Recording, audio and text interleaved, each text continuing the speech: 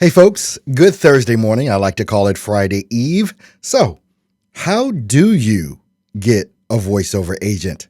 Let's talk about it. So, the big question is this: how do voiceover artists like us who are looking to take our careers to the next level, but don't buy into the claims of needing expensive equipment and demos, start bringing in new clients? How do you follow a clear path to changing your voiceover hustle into your full-time job and stick it to those that said you couldn't? Those are the questions, and this podcast will give you the answers. My name is Earl Hall, and welcome to In the Booth with Earl Hall, where we know how to grind and don't quit. Good morning, everyone. It is Friday Eve. Thanks so much for tuning in to In the Booth with Earl Hall. Do this live stream for you Monday through Friday, 10 a.m. Central Standard Time. Today, we're going to be showing you how to start, build, and grow a successful voiceover career. And if that's what you're here to learn, make sure you go ahead and hit the subscribe button if you haven't subscribed. And also make sure that you tick the bell notification so you know when I go live immediately and when I upload new videos, which I do from time to time as well. Today, we're going to be talking about one of the questions that I get a lot, which is how do you get an agent for voiceover? What's the deal with that? How do you go about getting an agent? And it is one of those things that I've come to realize is not that difficult to do. If you've got something set up already, one of them obviously being your demo. The good thing about working with, and there's pros and cons, obviously, to everything that we do, but working with an agent, there are a couple of good things about that. Some of you that are struggling with whether it's website development, making sure that you have an appropriate website developed and things of that nature, working exclusively with an agent can kind of circumvent some of those things. Not to say that you shouldn't have them. I need to adjust my camera here just a tad.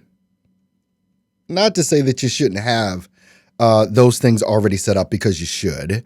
But when you work with an agent is going to be sending you auditions from time to time. Now, they're obviously going to have a book of clients, or not clients. Well, yeah, they do have a book of clients, but a book of voiceover artists. They're going to have a stable, male and female, different voice types and things of that nature that are going to be there. So it is still yet competition. But in my experience, and this is just mine, there may be people that have had different levels of experience and things of that nature. I've had an agent, actually I have 3 agents. One of them gets me more work than others, but we're talking about maybe 1 to 2 jobs a month that I actually book for my agent, which ranges in the, anywhere from, in a month's period, this agent will pay me between $450 to $1,200 a month, from this one agent that I have here in my local city of Milwaukee, Wisconsin. And actually, I'm thinking about getting another agent here in Milwaukee as well. But the thing about getting an agent is, yes, there's competition that's there. You're going to have to audition. So this means that you're going to have an appropriate setup, obviously, in order to record your voiceover. If you don't have an appropriate recording space to do an audition in, it's probably not going to benefit you a lot. I have stressed over and over and over again that as far as with everything that you're doing in voiceover, I don't care how good your microphone is. I don't care how much you know your DAW. If your recording space is poor, everything else down the chain is going to be poor. So it really starts with that recording space that you're in, making sure that you're not surrounded by hard surfaces and that you're only surrounded by soft surfaces, or you've got acoustical panels like I've got up here in this studio. But with that being said, having an agent can be lucrative. It really can be. A lot of people, I think, are intimidated by even approaching an agent, even asking the question, are you guys accepting, demos at this time? And it's such an easy conversation to have. It's such an easy email to send. And here are the things that I think. Oh, by the way, let me drink out of my new Grind and Don't Quit gear cup. Get yours today. Just water this morning. When you're looking to get an agent, if you're not in a place like in LA or in New York, something like that, where the competition is so extremely high, and getting an agent is almost impossible.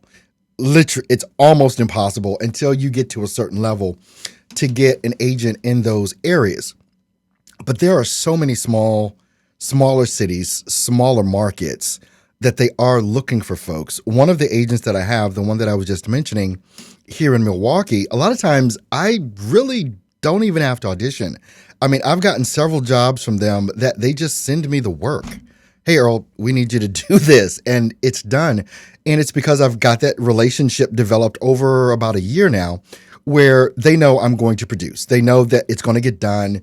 I don't need a lot of direction, so on and so forth. But that comes with time. And it comes with you being able to develop that relationship with a particular agent. And I believe there's going to be one or two agents that really, that even though they have maybe 50, 60, 100 folks, in their lineup for voiceover, the ones that are the easiest to work with are the ones that are going to get the work. They're the ones that they're going to push onto their clients. They're literally, and this is again my experience, they will literally say, we think you should use this person on this particular job. And they might send over an audition or whatever just so that that person can hear your voice on their work, which is all fine and good. But most of the time when you have an agent, they don't expect you to have a home studio. A lot of times, because, and let me explain how this works. An agent is basically a talent agent. You can look up talent agencies in your area.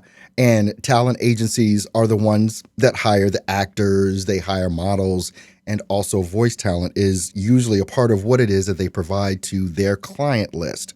So their client has a job that they want to get done. So that client is looking for talent. So they go to a talent agency to acquire the talent. That client that hires the talent agency is also hiring a studio at the same time. They're hiring a studio that the talent can go into to perform that work or to get that job done because they have a relationship with a production studio that they know, like, and trust is going to give them the quality that they want to have on their radio commercial, television commercial, internet production, whatever.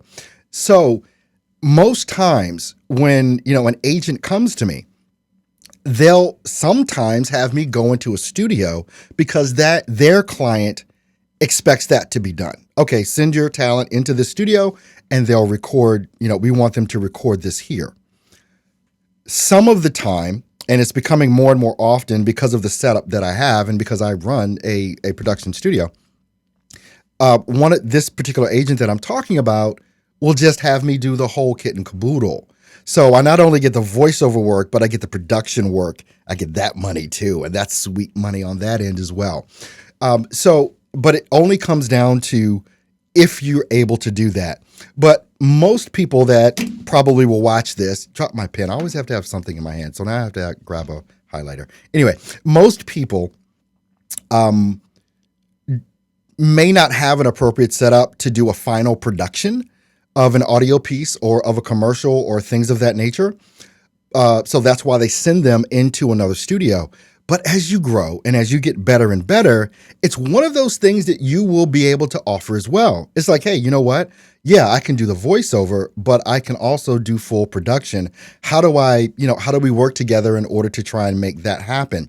And what you have to understand as well, some of the jobs that come into these talent agencies where they're looking for voiceover artists to do the work, it's not all about just commercials or whatever. There's a lot of different type of work that comes in beyond explainer videos and narration and doing television and radio commercials, things of that nature. But like most recently back in, I believe it was December, I did a job for, they call it the Voice of God. Basically it was for an event that was occurring here in Milwaukee and people needed directions on when, I had to introduce the show. I had to introduce the people that were going to be on stage. I had to make little recordings for, we'll be back in 5 minutes. Please return to your seats. Things like that. And that actually paid a good amount of money to do things like that. So, but you can do those things if you have your own home studio. if your agent knows that you have your own home studio and can produce the quality level that they would expect from a bigger studio. And to get that quality level, quite honestly, doesn't take that much if you have an appropriate setup and if you understand your DAW and if you understand how to deliver the audio the way that they need it delivered.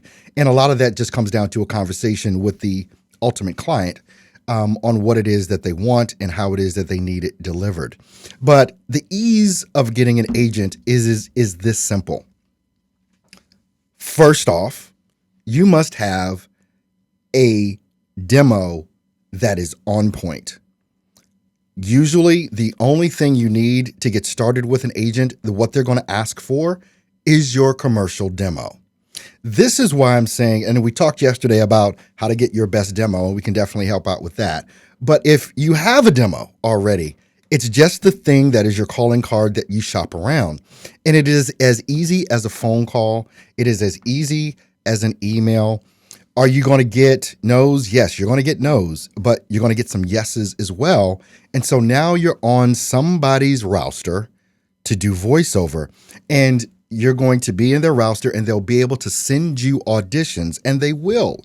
They'll send you auditions, and depending on the agent, some agents are lazy.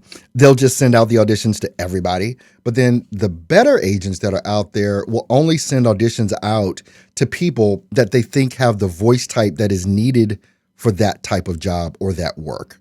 So this is why your demo is so important and why you've got to have a range on your demo. Talked about that a little bit yesterday, actually a lot yesterday, that the different clips that are on your demo, it's got to show your range. What are you capable of when it comes to commercial? Can you deliver a serious script?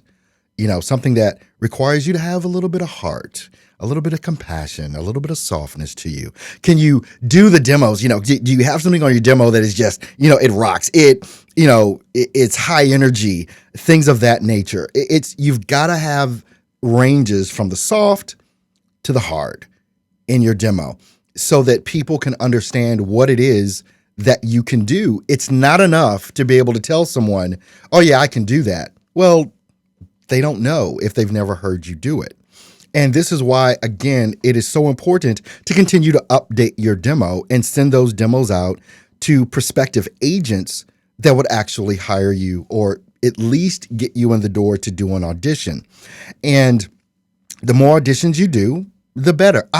My personal opinion on this about having an agent is that many times it's better than trying to compete on a pay-to-play. Because you have a smaller pool of people that are auditioning for this. Now, what you have to be careful of, and it may be a conversation that you want to have with a particular agent that says, yes, we'll, take your demo, and then they'll call you and say, yeah, we'll put you on our roster, and so on and so forth. What you also want to understand is where that agent is getting their requests from. This whole big thing about voices.com and some other folks that are out there. I need to turn this phone off. I'm getting too many notifications. All right. There we go.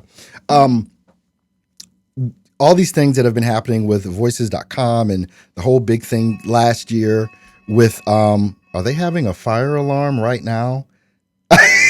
Anyway, I'll see. I might have to cut this short, but anyway, getting an agent is not that difficult. All you have to do is, it's just an ask. Going to a smaller market is going to get you more bang for your buck than having to try and compete in a place like LA or something like that. So actually, I think they are having a fire alarm. I don't know if it's real or not, but hey, folks, I'm sorry. I gotta go. What I want you to do, put your comments and questions below. Thanks everyone for tuning in. I definitely appreciate that. This is a first for me, having to deal with a fire alarm in my building. But I hear shoes and everything rustling around, so I definitely believe that I have to go. Don't know if it's real or fake, but I want to be here tomorrow, right?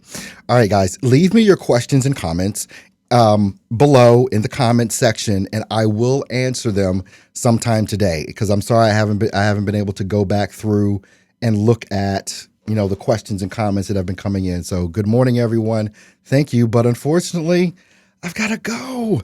So I will see you guys Hopefully on tomorrow. You guys have a great day. God bless. Sorry. Love you guys.